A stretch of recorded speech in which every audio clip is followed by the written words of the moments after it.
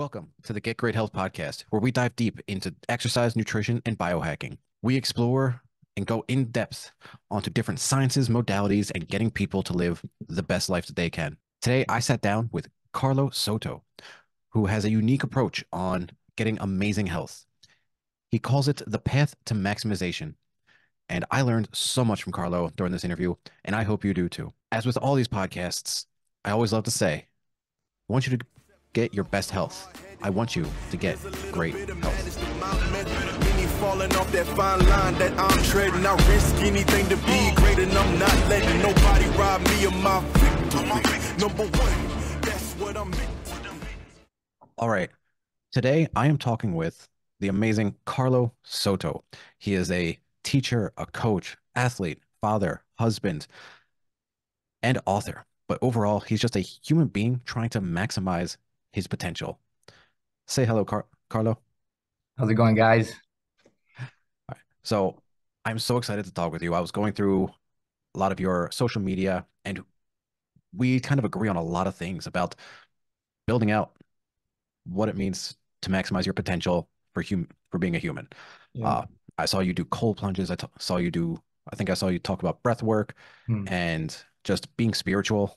And so many of these are so important for everyday life. I'd like to know a little bit, how did you get into this facet, into what you're doing now? Yeah. I've always been, an athlete. I've always played soccer my whole life. I've always enjoyed the gym and being fit and living a healthy lifestyle. And, having kids, I had kids early, but still wanted to pursue, college athletics. And I felt like I had to just dig deeper mentally to be able to push through and manifest, the dreams that I still had as a young man. I'm 35 now, and in the past 10, 15 years, I've been living this lifestyle of focusing on the body, the mind, and the spirit, trying to balance all those things in order to achieve goals, manifest successful outcomes. And for the past 10 or 15 years, right, I've been applying these concepts to my life, with my habits, with my diet, with my exercise, with, sleeping. And in these last 5 years, I've been, really into the breath work idea. I come from a background of, my parents were ministers, so a spiritual foundation was established when I was little, going to church every Sunday and Wednesday, even against my will, right? And when I got into high school, I kind of pushed away from that and was kind of turned off by it, but went through some things in life that eventually the foundation, that spiritual foundation, really sustained me and really helped to push me forward in life and not just give up with all the hardships, which I'm sure many people can relate to. Moving forward, I became a teacher. And during one of the summer school sessions, I was supposed to be teaching my subject matter, but instead they told me, "Hey, no, you're not going to teach that. You're going to teach these incoming freshmen that struggle with grades, with behavioral issues, with emotional issues." And I was like, "Oh man, this is gonna be crazy." And I went negative for 30 seconds. I was like, "I don't want to do this. This is the worst. I want to teach my subject matter." But in that moment, I felt something inside of me telling, "Hey, this is an opportunity for you to kind of share what you have learned, or what you have been practicing, and what you have seen work for you, and teach it to these kids." So real quick, I established, okay, what do these kids need? They need, why is it that they're struggling? Right? I put myself in their shoes, being one of those kids at times. And I was like, well, habits is everything. Diet is also everything. Exercise, sleep, and breathing. And I broke down, I established a curriculum for that summer school based on those 5 things, and just presented it to them in a fashion that demonstrated, if you can take control of these 5 things, if you are consciously working on these 5 things and making decisions on these 5 aspects, then you should be able to do good in all parts of your life, and especially in academics. And so that kind of took off, and I started teaching that for multiple years. And and having conversations with adults about like that class that I was teaching. They're like, man, I should take that class. And that kept coming back in those conversations. Man, that sounds like a good class that maybe I should be taking. So then I was like, hey, why not write this book, The Path to Maximization, which is the 5 chapters of the habits, the diet, the exercise, the sleep, and the breathing. And now I'm just trying to push that out and help and serve people with this concept that has helped me and has helped those that I have coached and those that I have taught. And so here we are. And that is incredible story that you were able to teach kids about that, which as a father myself, I find very difficult. Like I want to teach that to kids as well, like especially my own, but it's a little bit difficult. How did you initially start with like coming to their level? I'm sure being a teacher already kind of helped you establish or have that skill set of talking with kids, but how were you able to connect these pillars for what you say is like a healthy lifestyle and fulfilling? How are you able to give that to especially teenagers who I've personally found that they tend to not really care about the future. They don't really seem to care about what's going to happen in 6 months, even 1 month down the road. They kind of just have that instant gratification thing. They want to get immediate benefits. How are you able to teach them about lifestyle habits for a better life that's going to improve their life years down the road? Yeah, you're correct. It's difficult. It's hard. They live in the present moment, and especially now with phones, it's so hard to teach these kids. Their attention span is not long, and like you said, they're not worried about the future or how this can affect them or help them in the future. But I love this, and I'll kind of speak on 2 parts, right? There's this concept or the saying, "Hey, when the student is ready, the teacher appears." Um, and I like that concept, right? Because if I try to force it, right, it's often met with resistance. And so balancing that, hey, this is the curriculum. In order to get your credit for this class, right, you do need to discuss, you do need to talk and share your thoughts and opinions on these things and have conversations about them and process the material that is being presented. Um, so I do have that kind of advantage, I guess, that if you do want to get credit, you need to soak this up as best you can and also present your understanding of it or your experience of it, but also maintaining that understanding that they are kids, they are young. A lot of them don't care about it, um, but when the student is ready, the teacher appears. I have felt that and seen that happen many times in the classroom where there's just moments in the class where everyone is leaning in, everyone is listening because someone shared a personal experience, or I share my personal experience, which I think helps too. Hey, I was in your shoes and I've been where you are at. And I've been in very dark places, and those behaviors that you are presenting right now, and that you are, and those patterns and those habits that you are following, could lead you into a dark place.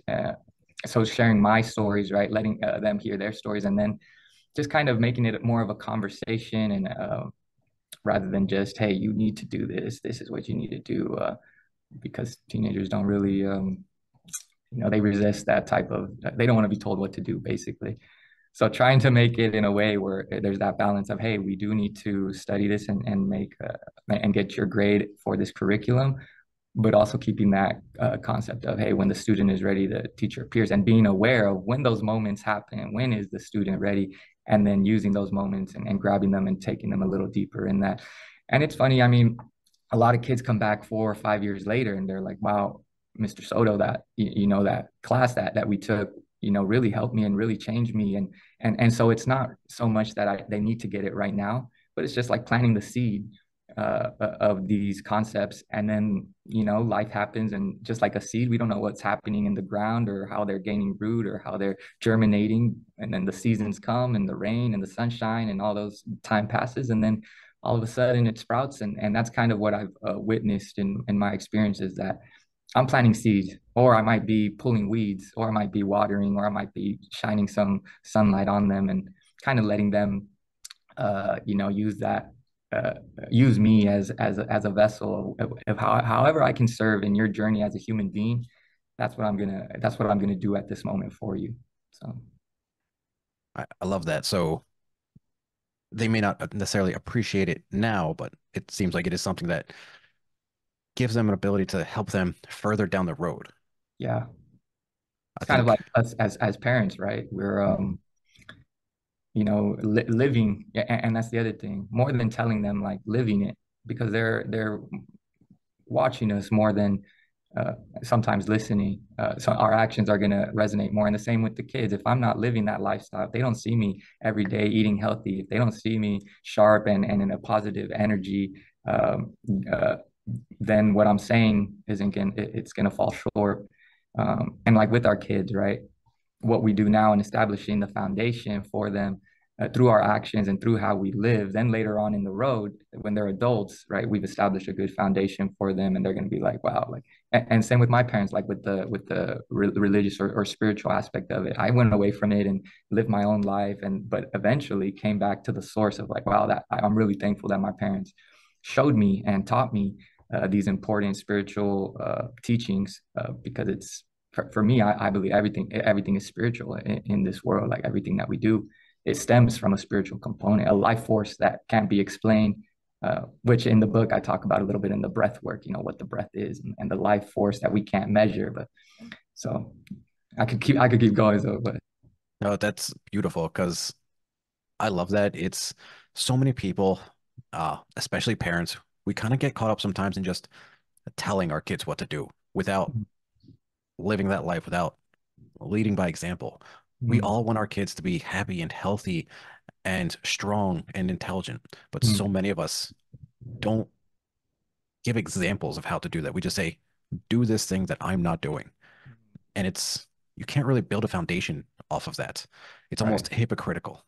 yeah, So, yeah, that is beautiful. I'm so happy you're teaching not just through words, but through your actions. mm, I don't think there's a better way to teach it. yeah, I agree, 100%. So, and you've mentioned breath work a few times now, and you also mentioned saying it's more than just breath, that it's life force. Could you Mm. dive a little bit deeper on what exactly is breath? Breath is everything, right? Breath is life. Um, I read, all this information that I'm saying, it's from books, it's from podcasts, it's from learning, it's from diving deep into others' understanding. And the breath work, I've really looked into, a lot of ancient practices as far as the India's yogis and how they use that during their yoga meditation and practice. And I've kind of, pulled from all these different schools and applied it to my own daily practices. But with the breathing, right? It's everything, right? I love a saying that it says, right, you can live without food for about 30 days or so, or maybe even more. You can live without water for about a week, maybe, or less. I'm not exactly sure. But you can't live without breath for more than minutes, depending on how much practice you've had in holding your breath and sustaining and your lung capacity. Um, and so breath, with understanding that breath is everything. Breath is life. Without breath, we don't experience. Without this, force that comes in every time, this life force that we can't see, but that makes everything move inside of us, makes everything kind of function. The oxygen, makes everything that is living function. And then I also love the correlation with trees and how they take our what we exert, right, the carbon, and they make it into oxygen, and there's this beautiful harmony and connection with the trees and nature that we often forget. Um and with breathing, right, uh I think it's something that we take for granted, and we often do incorrectly. The way that I have read or studied is that the breathing through the nose is the correct way to breathe. Um, and that through the lack of breathing in through our nose, a lot of diseases or a lot of ailments are happening in our body, because when we breathe in through our mouth, right, it's coming in at a cold temperature, and the nose is the filter for that breath. So when we breathe into our nose, there's a filter. Not only the hairs and the mucous membrane, right, is kind of taking and holding all those toxic chemical, toxins that are out there, and also heats it up and puts it at a correct temperature, right? And what I read was also that, our blood, our heart is pumping pure blood throughout our whole system, our whole body, going to different organs. Then it comes back as it, is going through our system. It's coming back with the toxins from our system and comes back into our heart chamber. And again, I'm not a doctor, I'm not a scientist, and I could be butchering the explanation, but bear with me here. So the blood goes through our system, comes back, and then it comes back full of the toxins. And in order to clean those toxins, right, it goes into our lungs, where when we take our breath, it is mixed up in there. And then when it is released, the carbon, it releases the toxins. Now, if we're breathing in through our mouth, we're meeting that toxic blood with toxic air, which then gets back released into our body in a toxic form. Whereas if we're breathing in through our nose, it's pure air, it is clean, it meets with that toxic blood and does the proper way of releasing those toxic particles through our carbon. So what I had read was that, a lot of the diseases, or a lot of our sicknesses, that we have in coughing or in breathing is a fairly a Western type of disease, because we've forgotten how to breathe. It's kind of interesting when you think about it. So I've been practicing that breathing in through your nose for, the past 4 or 5 years, and I can't remember the last time I've been sick. I can't remember the last time, I've had like a cold or a cough. So as far as, taking these ideas and applying them to my life, right, that's what I like to do, is just kind of take them, apply them, and see if they work. And this one here, breathing in through your nose, has been, I think, a huge game changer for me, just on a practical sense of our body here now and our health. So I'd But like then to also, ask you, or I'm sorry to cut you off, but uh, talking about breathing through your nose, have you ever tried mouth taping? That was something I tried a few years ago, and I was like, I was so uncomfortable with it, but I really wanted to do it, but I never was able to like keep the tape on. yeah, no, I never did mouth taping. I found that, through being conscious of breathing in through your nose throughout the day, right? Because most of us aren't conscious of that practice of breathing. I'm just through being conscious, and through, it took me a couple weeks of just consciously breathing in through my nose and out through my mouth, that then when I went to sleep, it automatically was part of my breathing patterns. So to anyone out there wanting to practice, the nose breathing, just be conscious of your breathing throughout the day. Every time you take a breath, if you catch yourself breathing in through your mouth, that's fine. But just let me go back to the nose breathing. But I have found that once you establish that pattern, naturally your body remembers.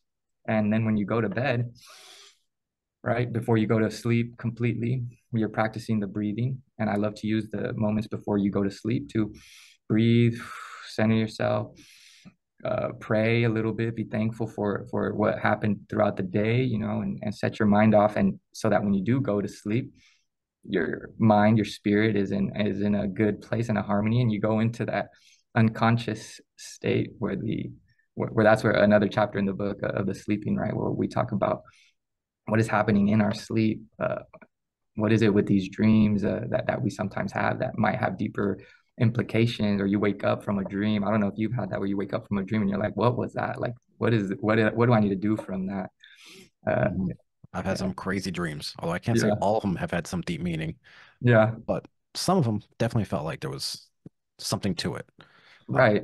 And so then the rest of the day, you're just kind of thinking, okay, well, maybe I know I have had some intense dreams like that, where, okay, like, what is this telling me? I feel like dreams are messages, right, from um, a deeper spiritual, if you may, a realm that is trying to maybe push us a certain way, or teach us a certain lesson, that maybe in our conscious state, right, through living, through going through our work, through swiping through our phones and eating, and just this habit that may not be this habitual lifestyle that may not be the best for us. Maybe the dream is right there trying to wake us up, to shake us up from that. And so I believe that before, when we go to sleep, right, our intention should be, hey, be thankful for the day. If there is something that I need to reevaluate in my life, or something that I need to process, or to change, um, may it happen. May I be humble enough to listen to something that may be deeper than my own thinking, or my own patterns of thought,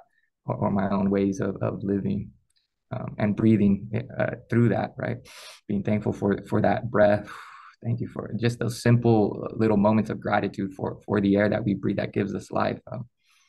That's been a huge game changer for me as far as how I approach the day, and also to help me calm down at times. I mean, I'm sure as a father, there's a lot of responsibilities, there's a lot of worries, there's a lot of, and then also as a teacher dealing with the youth of today and all the problems that are happening and the increase of anxiety and depression and suicide. And so for me, breathing and establishing moments throughout the day to relax, to breathe, to get my breathing right, to consciously breathe and not just be shallow breathing and keeping my heart at a high tempo because I'm not conscious of my breathing. I've seen that through consciously taking moments, appreciating the breath, slowing down, being thankful for the great life force that it is, has definitely been a game changer for me.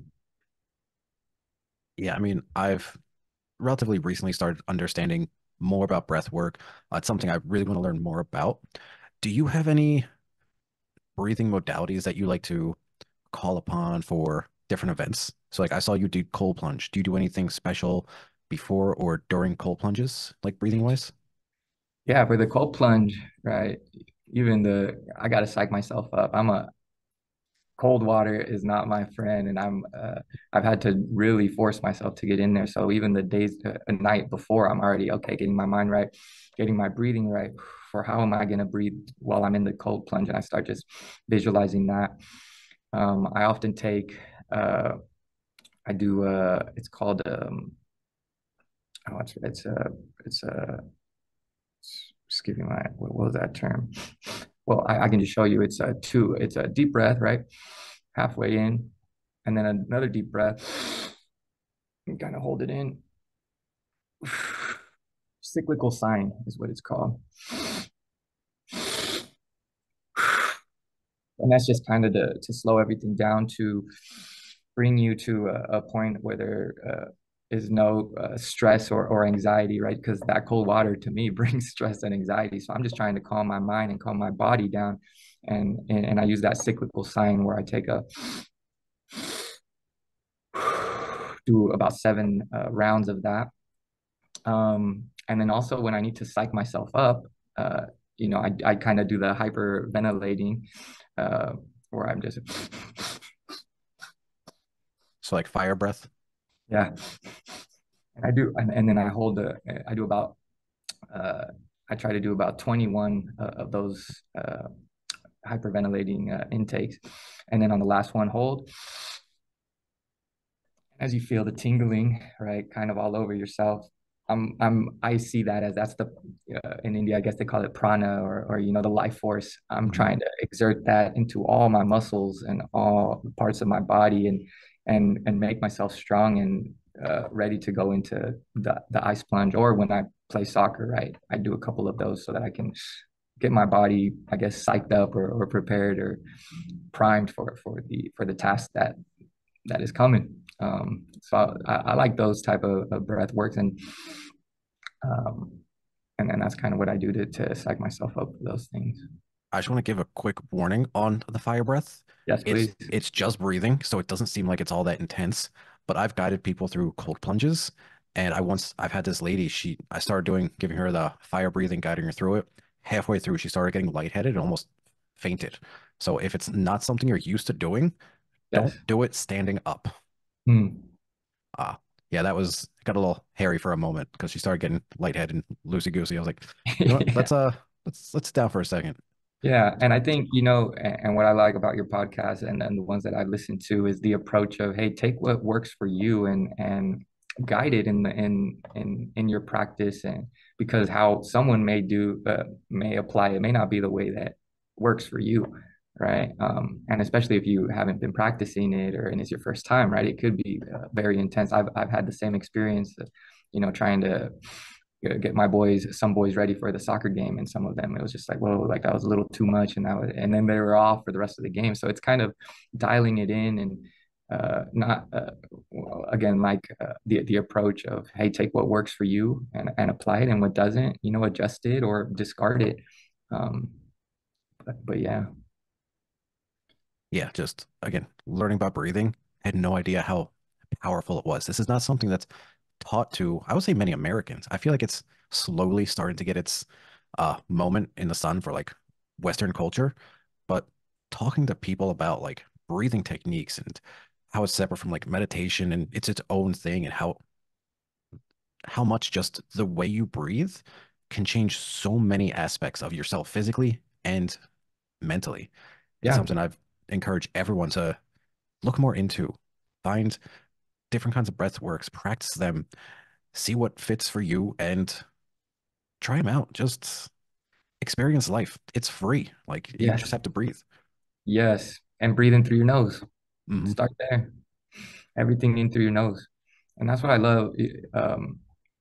I agree. I feel like it's coming around in more the Western, United States. Like people are becoming more conscious of the importance of breath and how it helps to alleviate anxiety, stress. It can help with, depression. It can help to, center yourself. And yeah, it is separate from meditation, but it can also be implemented in meditational practices, right? Hmm. And that's what I love in my book, right? I write about, in the breath chapter what it does for our bodies. And I kind of explain more in detail, right? The whole blood flow and the breathing in through your nose as a filter, and then the mind, what it can do for our mind as far as, anxiety, stress, and depression. And then the spiritual component, right? When we come to it with in a sacred sense, like taking it as a sacred life force, right? Then it kind of goes even into a deeper appreciation of the breath and of life. And so that's kind of how I approach it and talk about it in the book on the chapter of breath. Yeah, there's so many different modalities and how you can incorporate breath work. I feel like we could probably talk about this the entire podcast, but I just want to move on to a few of the other things that you talk about that I also believe are super important. I want to say the biggest one, at least that's most important to me, and I feel like should be important for everyone, is sleep. Mm. I would say that is the foundation for everything else because Yes. a poor night's sleep ruins your whole day. Like, Yeah. I don't think there's much worse than that besides like a horrific accident. Just Right. waking up with like 2 hours of sleep and you're like, this is awful. Yeah. What do you do to try and make it so your sleep is as best as it can be? Yeah. I have to set a strict or a disciplined sleeping schedule, right? And it's not too hardcore. I mean, I go to bed around 10, um, and I wind down and do my breathing, right? So by 10:30 or 10:45, I'm already, you know, sleeping. Um, And in order for me to do that, right, I have to be tired, right? So what I have found is that a lot of us, um, we're not really tired because we don't exercise. And if you don't exercise, if you don't move the body throughout the day, and then you go to sleep, your body is like jittery and wanting to release all this energy that you haven't released. And that's where, you kind of get into that space of like, I'm not tired, I'm not sleepy. So let me just get on my phone or let me just watch TV. Um, and then that blue light and the screens and that kind of keeps your mind up, and then now your mind is up and your body's jittery, and then it's already 2 a.m. and then it's like, oh man, like, so for me it's been establishing strict physical activities, or a schedule of doing something physical throughout the day, and starting to the wind down process at around 9:30. Hey, let's start turning off the lights, right? Let's start um, getting into the rhythm of the universe right now. If it's dark outside, it's probably a sign that we should also be getting ready to go to sleep as well. And so turning off lights, turning off the screen, or the brightness of the screen, right? Like getting it lower so that we can get our our rhythms in tune and ready to go to bed. So for me, it's been exercise, and then also the eating, the diet, right? I stop eating. I don't allow myself to eat after 9 p.m. Right after 9 p.m. I do not eat because in the past, right, if I eating to all hours, right, a bowl of cereal, all that sugar, all the or pizza, the gluten, right? Now my body is in a place of wanting to digest all those things. And so I'm trying to go to bed, but my body's like, wait, I got to digest this. And so that keeps me up, and that keeps me not having the good quality of sleep or deep sleep, and entering into the REM cycle, right? Because my body is still processing and digesting all this food. So I try to keep my eating within my hours, right? I don't eat before 10 a.m. And I don't eat after 9 p.m., right? A little intermittent fasting. It's not too crazy. Some days I go longer. Um, but I keep that schedule. I'm disciplined with that. And by being disciplined and by establishing those sleeping hours, then your body gets used to it. Your body loves it. Your body wants that, and then it's not hard to go to sleep. Um, I think another aspect has to do with the running mind. Sometimes you're laying in bed and I got to do this, I got to do that, I got to do this, I got to do that, and that's where the breathing, the meditating, right, the praying for me has been a game changer. Being a father, being a coach, being a teacher, being a husband, all those things can kind of get all mixed up and I gotta do this and then there's an endless list of things for you to do with just one hat that you wear. When you wear multiple hats, it's even more important to establish moments throughout the day uh, for meditation, for silence, for gratitude, for prayer, because a a, a healthy spirit, a healthy mind, right, a grateful spirit, right, a grateful mind will sleep in peace, right? One that is okay with where they're at, one that is at peace with who they are. When you go to bed, it's a peaceful event, right? Mm-hmm. And so those are kind of the things that I do, right? And keeping the diet structured, keeping the physical activity going throughout the day, and keeping a good schedule of a time. Hey, it's 10 p.m. I put the kids in bed. All right, it's time for me now to wind down. And it's worked for me. I get a good sleep every night. And also going into, like we were talking about, sleeping and the subconscious and the spiritual, saying a prayer, right, for me before I go to bed, just being thankful kind of sets me up in a peaceful place, and where then I lay down and I go to bed and I sleep in peace. I truly believe that a peaceful spirit is gonna produce peaceful sleep. So practices, spiritual practices and meditation and prayer are essential for me, for that to happen. Yeah, there's been a ton of science that goes into like the practice of gratitude Mm. and how it calms people down. But there's only so much that science and hard data can really do to justify like experiencing gratitude. Like Mm. there's some unquantifiable about it that gives you a sense of peace and fulfillment, if that's even a way to use that word. Mhm. Because you hear all these very successful people, they talk about gratitude and gratitude practices all the time. But there seems to be something there that no matter what study comes out showing the benefits of it, I mean, of course it's good, but like there's something even more that's when I practice gratitude, it kind of almost feels like I'm plugging into something a bit more than myself. Mm. Because it's like it's no longer about me. It's I'm grateful for other people. I'm grateful for Yeah. the things in my life that aren't me. They're so I found gratitude to be extremely helpful for so many things as well. Yeah, I mean, it's being alive is awesome. Like the highs and the lows, like we get to experience that.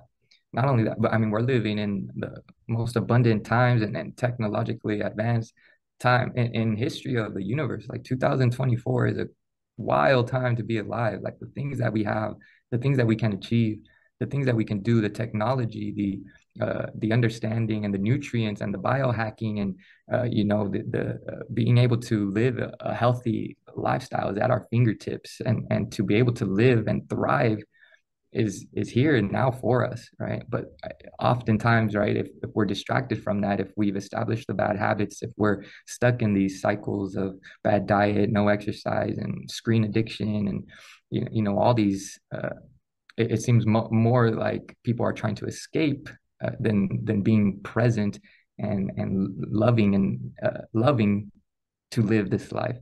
And again, through gratitude and through taking moments throughout the day to just be thankful for the simple things that we have, and thanking, the Creator, the Most High, whatever, um, and connecting that spiritual aspect to that gratitude, I have found to be extremely beneficial for a happy life, a consistent life and a life that has purpose and a life that has a motivation and a desire to push forward and to keep going and to make the world a better place, right? To help others as we are helping ourselves. And through doing that, I have found that that's where there's purpose. That's where there's motivation, and that's why the path to maximization is something dear to my heart, because it's something that can help all people. It's something that we all have control over. We all have control over our habits. We have control over our diet. We have control over our how much we move, our exercise. We have control over what time we go to sleep. We have control of how we breathe, right? And if we live consciously and take control of those things, not only are we benefiting ourselves and becoming healthier and being able to thrive in our body, right? Thrive in our mind and thrive in our spirit. Now, when we are living that, we can go and help others, and we can go and live that for others and help others achieve that. And I think, having the community and sharing with the community I love the quote that meditation a is not a practice for the self. Meditation is a practice so that you can serve others, right? Meditation is a practice for you to be centered and in a good place in order to serve others and help others. And it seems like if we're not well, right, we can't help others. And that's what the path to maximization is about. It may seem like a kind of selfish thing. Oh, I need to reach my fullest potential. Yeah, because if you can't help yourself and if you can't reach your fullest potential, how are you going to serve others? How are you going to help others get there as well? I agree with you 100%. And something I've noticed, I work with a lot of women in my coaching practice. I've noticed it with my own mother, my girlfriend, and so many women in my life. They tend to put other people before themselves to their own detriment. Mm, And it's something I've worked on. It's something I've worked on with my girlfriend, who is the mother of the children. And slowly she's starting to realize, like, we've been working on improving her, getting her more fit, getting her better sleep. And she's noticed that now that she's started to kind of put herself first, as selfish as that sounds, because she never wanted to be selfish, especially with her children. But she's noticed, like, she can do more for her children. She has more energy with her children. So by being there for herself and doing these practices, she does like meditation. She does all these other things. She's found that she's just able to give more yeah, by having that selfishness. awesome, So I just want amazing. to say, like, I think it's beautiful. I think the gratitude adds a bit more beauty to life. There's so much to that is just amazing for humans. Yeah, Uh, Next thing I wanted to ask you about, because you said you coach, you're still involved with soccer leagues. What does this daily exercise look for you? yeah. Well, every morning, I have my routine, right? I get up, I come into my classroom here where I am right now. I have my mat here. I lay it down on the ground, and depending on what my body wants at the time, right? I can either include some body workouts here. I always do. I personally don't enjoy the gym. And I believe that, the earth is your gym, right? You have gravity and you have your body. And so I love push-ups, I love body squats, I love pull-ups. I do free weights. I have a set of dumbbells at home. But here, every morning I get up, I come here, I center myself, I do my breathing, I do my stretching. I believe stretching is a huge thing to keep the body limber. And I do, the meditation, I do the prayer, gratitude. And in between those, right, I mix. Sometimes I love Tai Chi. I love the body movements of Tai Chi and flowing and using that with the breath work and creating movements and positionings that apply to my sport, right, with kicking or different stances and balance, while always keeping the breath work intact and conscious. Um, and so that's what I do every day. Now, on top of that, when I go out to coach I get out there and show them workouts. Again, sometimes we get into the weight room and, I always have to do it with them to show them. But I'm always moving with them and playing with them and playing soccer with them. So getting the touches in there and sprints and agilities, the ladder work that we do, the footwork. So a lot of cardio in that sense, with body workouts. And then when I get home, I have a pull-up bar, and I have it's a push-up platform. I don't know if you've seen those where you put them on different colors and it puts you in different positions to do your Hmm. push-ups. And so my thing is that every time I pass the pull-up bar, hey, I'm gonna get 12 in. It started with one, it started then went to three, then five. Now I'm at the point where every time I pass the pull-up bar, I can, do 12. I could probably do a little more. I should probably be pushing myself now. And the same thing is with the push-up board. Whenever I pass it, hey, let me, knock out seven in one color, seven in another color, seven in another color, maybe 10, right? So get reps of 30. Um, and so if I don't set, an hour aside to really get into a workout, go into the garage and get the dumbbells and work through, a workout routine, every time I pass the pull-up bar, I'm getting something in. Every time I pass the push-up pad, I'm getting my push-ups in. If I get time to watch a game or something, or highlights every time an ad comes on, hey, let me get some push-ups in, or let me get some pull-ups in. If I'm gonna cheat on my diet, and I see a cookie that I want, okay, this cookie's worth 25 push-ups, or this cookie's worth 12 pull-ups. So it's just constantly right, putting situations, or setting situations up where, okay, if I want this, I need to do this amount to get the reward. Um, Also have I have like a 25-pound dumbbell that I have in the house that I always, get it and do the kettlebell type of kettlebell swings, and type of squats and arm lifts. Um, so that's what every day kind of looks like. Every day I'm constant, even though it's not as structured, because again, as a father and you got kids running around, sometimes I can't put aside an hour or two to just get after it in the garage. But I see a pull-up bar, hey, let me get 12 in, and then those start racking up day after day. um, and I've seen that it's made me stronger. I feel good. I like how I look, and I like how I feel, and I feel with the sport that I play, soccer, right? I don't need to be huge or extremely bulky, but I need to be explosive and have a good, decent cardio with a good amount of core strength, and so for me, that has worked out for my lifestyle. Not having and there's our days, right, where I wake up early and get in there in the garage and lift. I love cycling. So sometimes I get up extremely early and go, 30 miles or so over here, and get a lot of cardio in.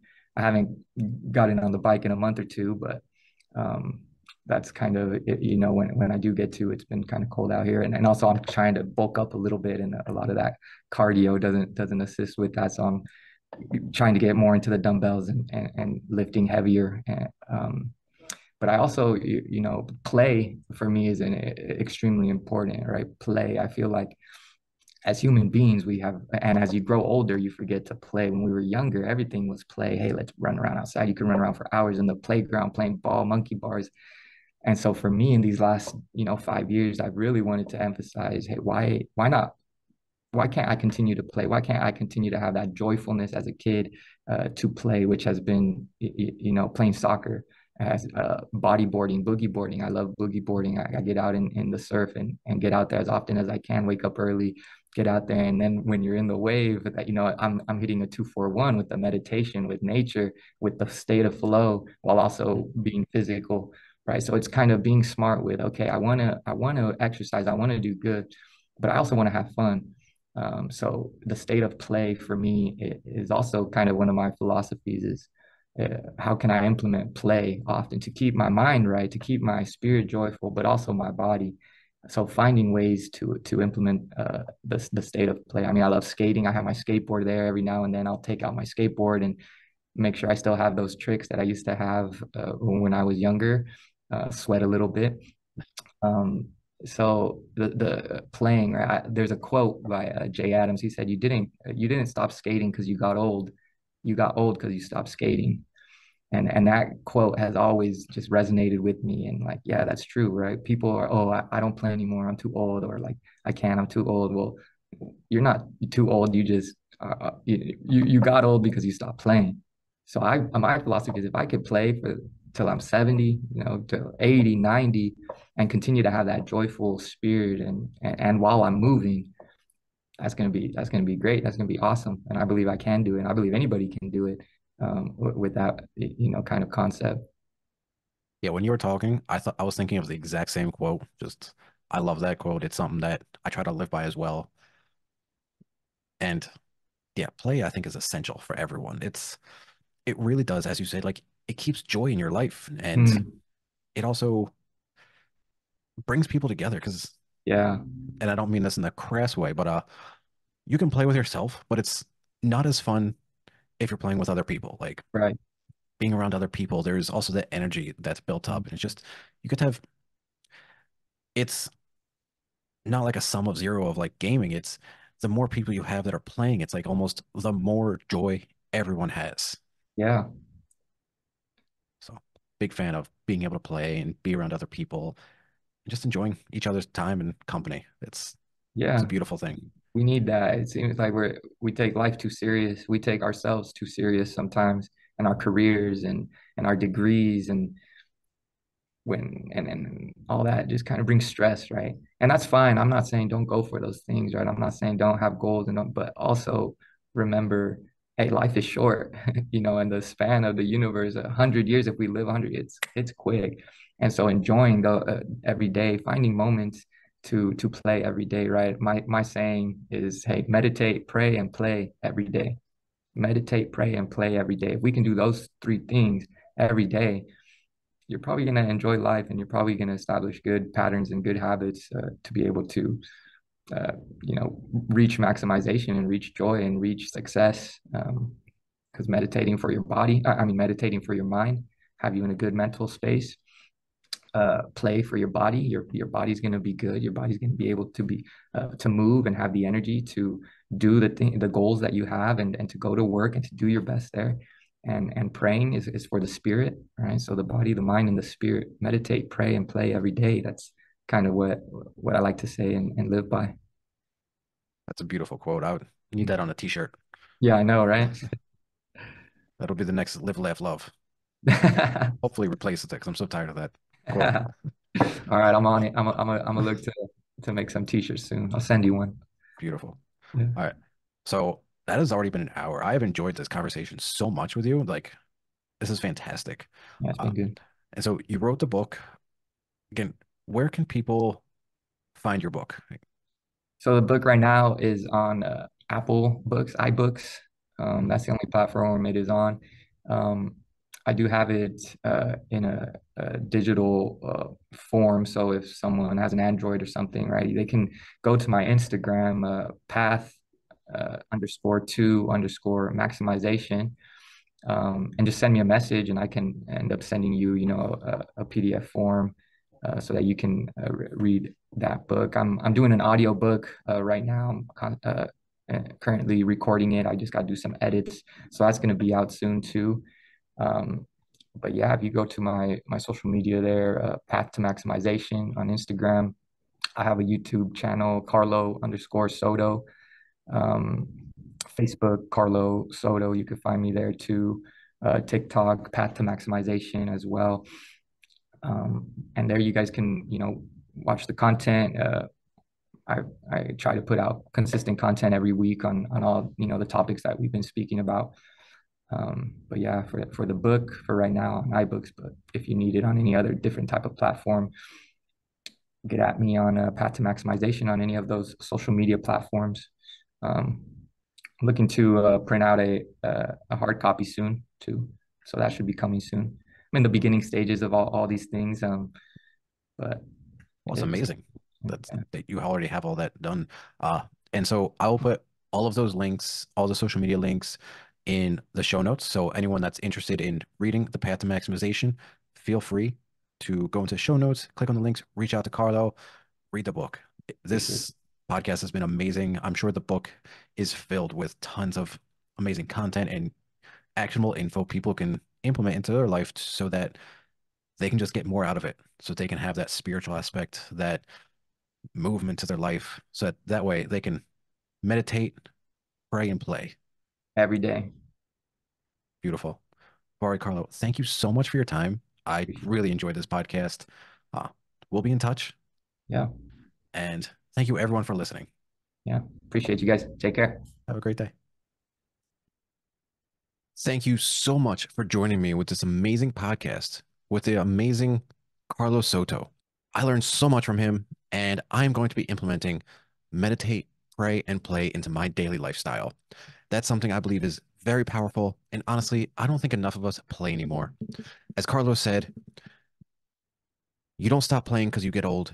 You get old because you stop playing. So check the show notes, find Carlo, read his book, and just become the best version of you and start your path to maximization. If you liked that episode, please rate, comment, and share this episode with friends and family members that you think would benefit from listening to it. And as always, get great health.